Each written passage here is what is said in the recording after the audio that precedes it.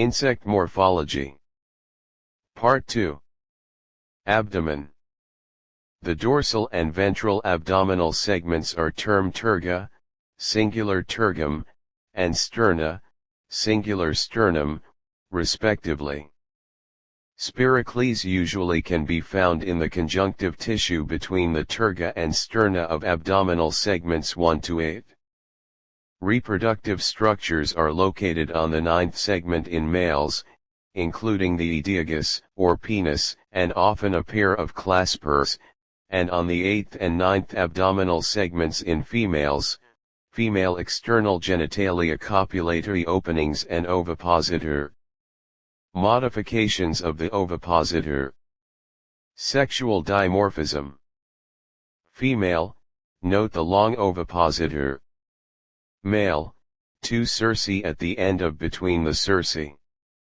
Adult internal morphology. Take a look at the illustrations from the internal morphology of a grasshopper. Later, you will actually dissect a roach, thus, you should pay attention to any differences you notice in the internal morphology of the roach and the grasshopper. Digestive and excretory systems. The digestive system, sometimes referred to as the alimentary canal, should be easily seen in the dissected specimens. It is a long tube-like structure that runs from the mouth to the anus and is centrally located within the body cavity, or hemocoel. The anterior-most region is called the foregut, or stomodium, which includes the buccal cavity, the esophagus, and the crop. The primary function of the foregut is to begin the breakdown of food particles and transport them to the next region, the midgut, or mesenteron. The midgut is the major area of digestion and absorption. Undigested food particles then pass into the third region, the hindgut, or proctidium, which consists of the ileum, colon, rectum, and, often, rectal pads. The hindgut functions in water and solute reabsorption and waste excretion. The 3 sections of the digestive tract can be easily identified by structures found at the junction of each region. Gastric caecae, for example, mark the end of the foregut and beginning of the midgut. It is believed that the purpose of these structures is to increase surface area for greater nutrient absorption. The constriction at the gastric caecae also marks the spot of the cardiac valve, or sphincter. Near the junction of the midgut and hindgut are long, thin structures called Malpighian tubules. These range in number from a few to hundreds, but only aphids, order Homoptera, are currently known to have none. Malpighian tubules are creamy to yellow in color and work in conjunction with the ileum to provide the primary site for osmoregulation and excretion. Circulatory system. Figure shows the circulatory system. Arrows indicate direction of flow of hemolymph. Only one vessel is present in the insect circulatory system, the dorsal vessel. Posteriorly, in the abdominal region, the dorsal vessel acts as the heart, pumping hemolymph forward into the anterior region, in the head and thorax, where it acts as the aorta and dumps the hemolymph into the head. It flows posteriorly and is returned to the heart via ostia, which are small slits in the heart region of the dorsal vessel designed for hemolymph uptake.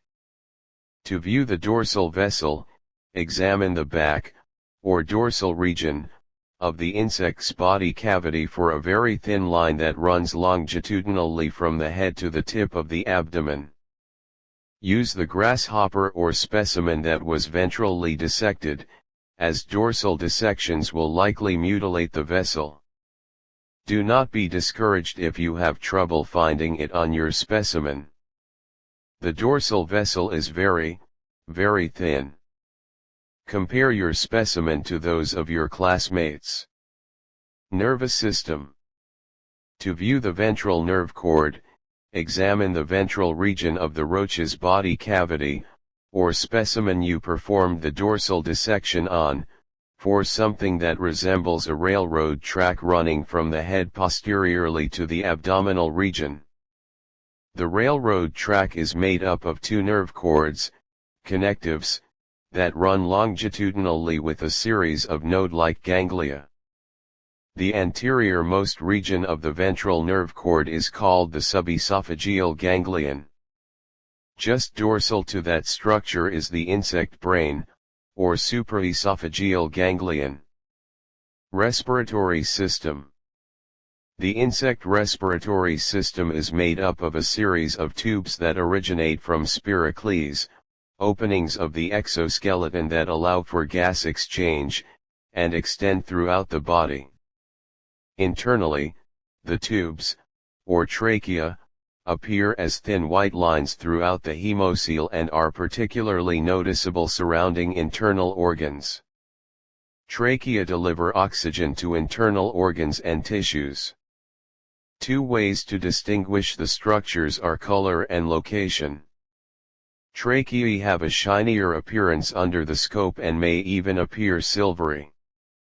As for location, Malpighian tubules are found at the junction of the midgut and hindgut, although they may extend outward into the hemocoel, whereas tracheae are positioned throughout the body. Reproductive system.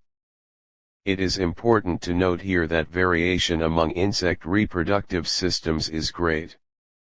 Closely related species are often isolated from one another via small variations in the morphology of reproductive organs that prohibit interspecies mating. However, a generalized system can be constructed that closely represents all sexually reproducing insects.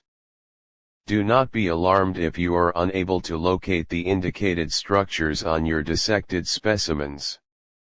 Be familiar with differences in male and female genitalia and be able to identify structures when given a diagram. Directions are provided if you wish to attempt seeing the reproductive system of your specimen. The female reproductive system. Remove the digestive tract from your female specimen by cutting it with a scalpel at the posterior and anterior-most regions. Place digestive tract to the side. If necessary, remove muscle tissue, as well, until the ovaries, lateral oviducts, median oviduct, seminal receptacle, and vagina are visible. Compare your specimen with the figures below. The male reproductive system. Remove the digestive tract from your male specimen by cutting it with a scalpel at the posterior and anterior-most regions. Place digestive tract to the side. If necessary, remove muscle tissue, as well, until the testes, vas deferens, seminal vesicle, accessory glands, and ejaculatory duct are visible. Compare your specimen with the figures below. Thanks for watching. Hit like and subscribe if you like the video.